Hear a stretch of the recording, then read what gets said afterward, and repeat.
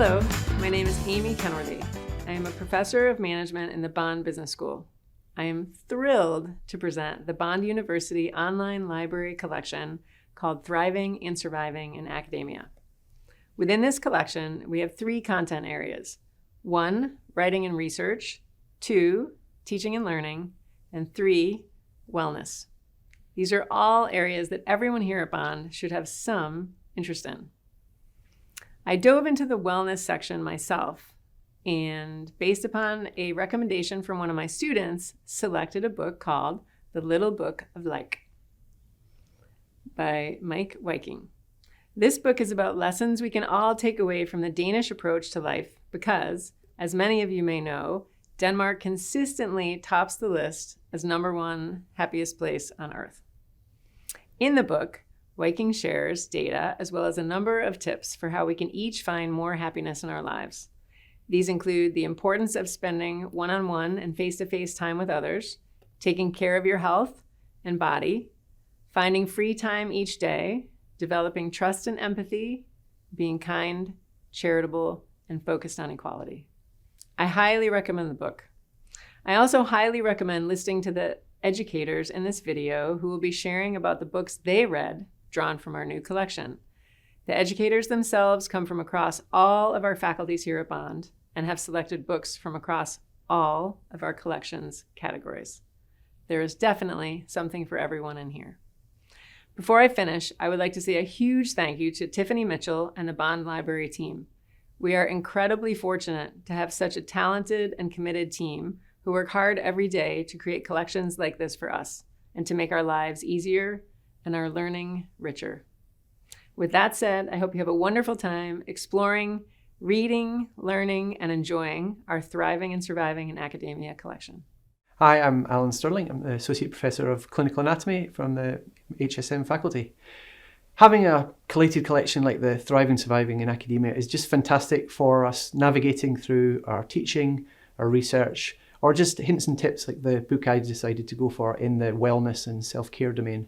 So I opted to choose this little text. It's called 5 Good Minutes at Work. That title is very much inspirational rather than aspirational, but it's packed with lots and lots of little hints for the time that we spend most of our life in at work.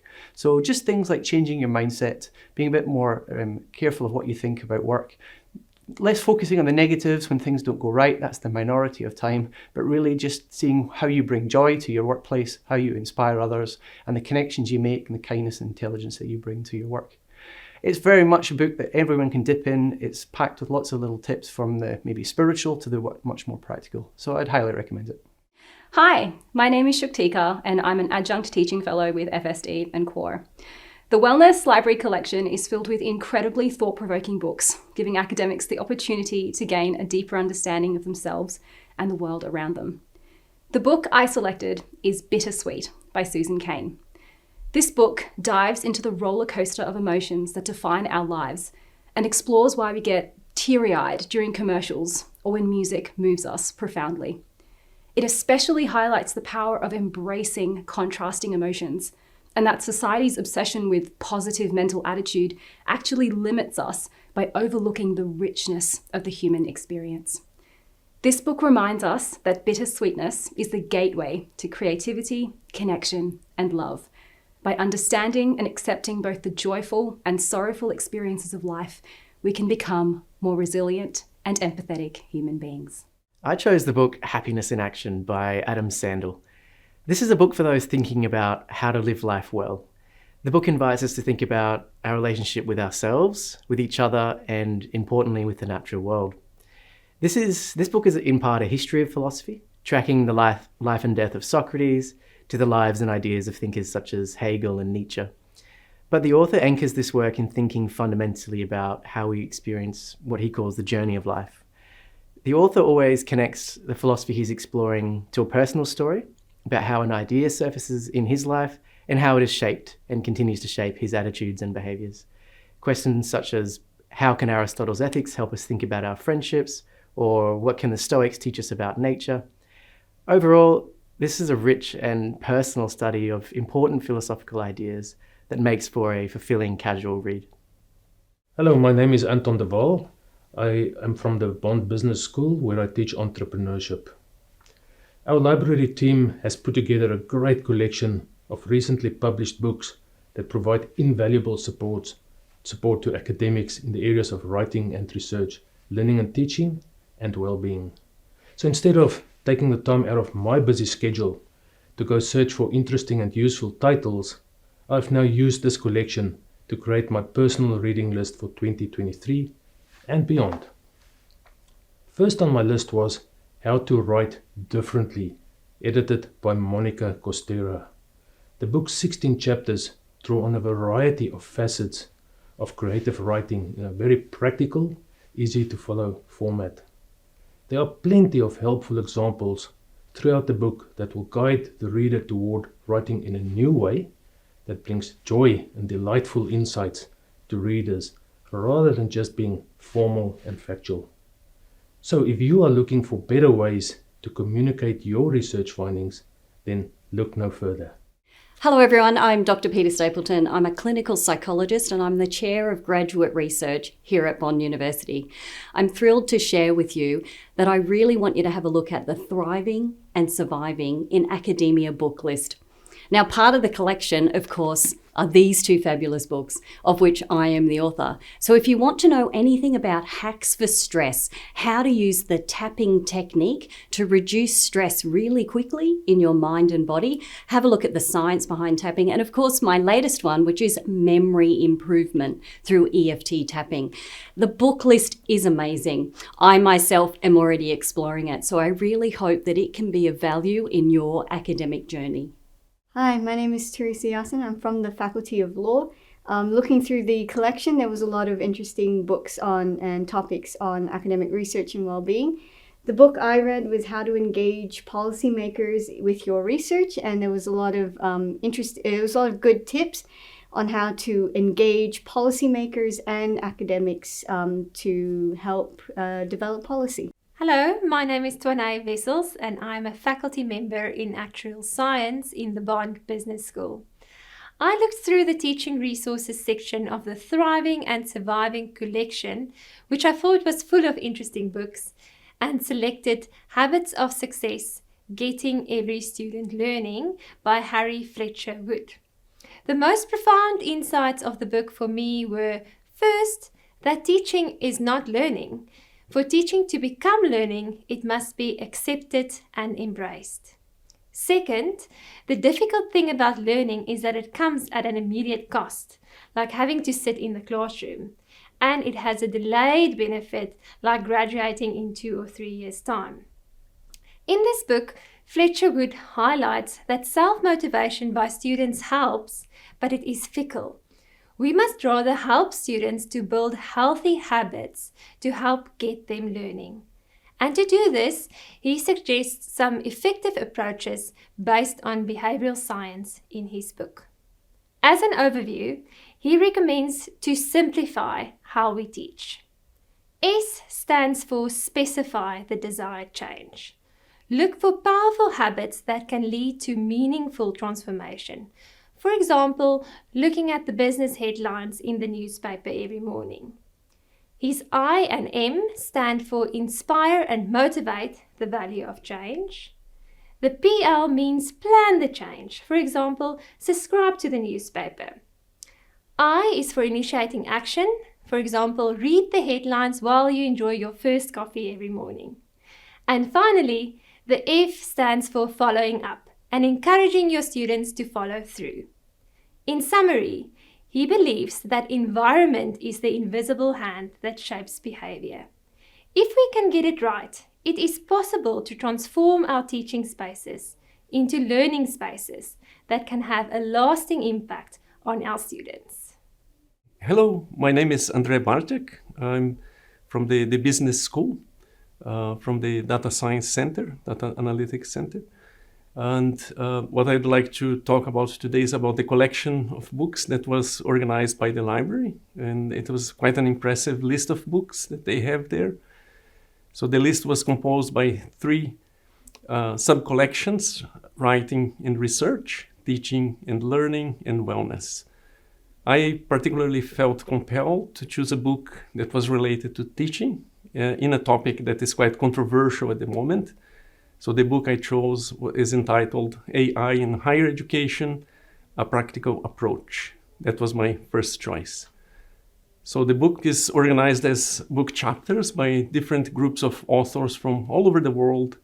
So it gives a well-balanced perspective of the concerns different societies and groups are facing with AI at the moment in higher education. So I can certainly see that this is the way forward for our current academic environment, the limited usage of AI.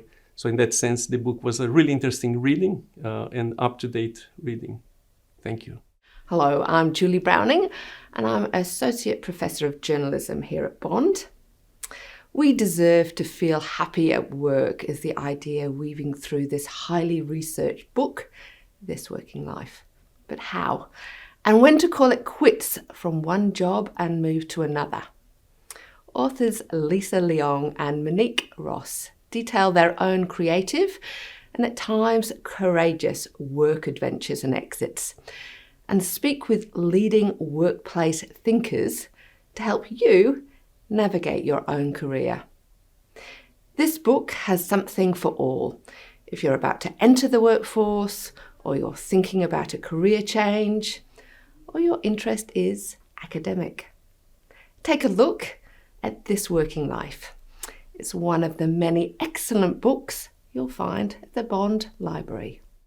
Hi, my name is Daniel Brennan. I'm from the Office of Core Curriculum. Currently, I'm in the process of designing a new core subject on collaboration for global change. And so the timing of hearing about this library collection was absolutely perfect. Right at my fingertips was suddenly one of the richest, most robust collections of teaching and learning material, specifically on the topics that I was looking for, like collaboration. And so it was really serendipitous that I saw it.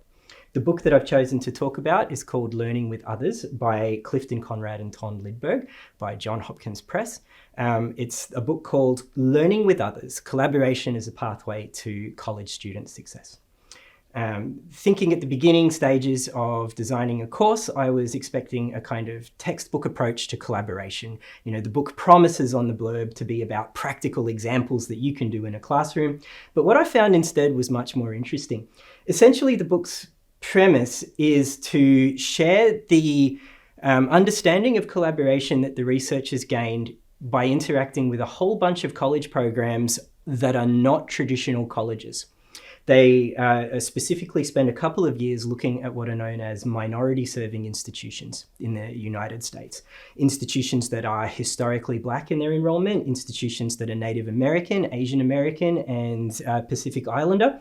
And they found that a lot of the MSIs, as they're known as, had a very different approach to education that saw the greatest barrier to collaboration actually being the competition that can happen when we set students against each other to achieve grades. By removing that kind of competition from their classrooms, they found that MSIs were very capable at producing collaborative projects where students were able to face their communities, identify problems, and develop their own projects towards working towards fixing those problems, whether it be social housing, cleaning up an area, looking at crime, essentially community building activities. And the entire book made me rethink the very nature of competitive education. And I found that to be a really thought-provoking thing at the outset of designing a course. Hi, I'm Donna Henson, Associate Professor of Communication in the Faculty of Society and Design, FSD. So I'm an academic, cat person, big nerd, played libraries as a child, and really, I guess, a lover of books and words. All of which I think makes me an expert to talk about a book here today. So let me just take this opportunity to introduce you to the words and works of Professor H.L. Goodall Jr. That's quite a mouthful, and he was really known as Bud Goodall to the people around him. So I'm obviously a little biased here in that the book I am waving around in front of you today is a personally autographed copy, as I had the good fortune to do one of Bud's writing workshops years ago, and this was shortly actually before he passed. And Bud, if anything, was a master storyteller. So he shares his own stories in, well, any number of books, but in a number of practical texts that offer encouragement and advice for writers, and particularly those academics, maybe new, all academics really, doing qualitative research and interested in creative nonfiction. Among other things, and I perhaps digress here slightly, he also wrote a really interesting personal narrative about his discovery after his father's passing that his dad worked for the CIA during the Cold War. So his book, A Need to Know, is an incredibly engaging exemplar of this very thing, of narrative autoethnography. Having said that, coming back to this book, this text offers guidance on everything from style and structure in your writing to publication both in and outside of the academy. One of Bud's most memorable pieces of advice for writers is to love your reader. And I do think, perhaps coincidentally, that this might also describe the sentiment behind the Thriving and Surviving in Academia library collection. So while you may not have had the good fortune or opportunity to meet authors like Bud Goodall in person, you can find the next best thing, perhaps not autographed, but the next best thing in this amazing digital collection in the library. Hi, I'm Alex Echampon, Assistant Professor of Economics. I really like the library collections. I pick a book titled The Economist Craft, An Introduction to Research, Publishing and Professional Development, written by Michael Maybach. That is a very interesting book. It gives insights about how to select a research topic, all the way to how to make a good conference presentation. I recommend the book to every HDR student and even early and middle career researchers in the field of economics.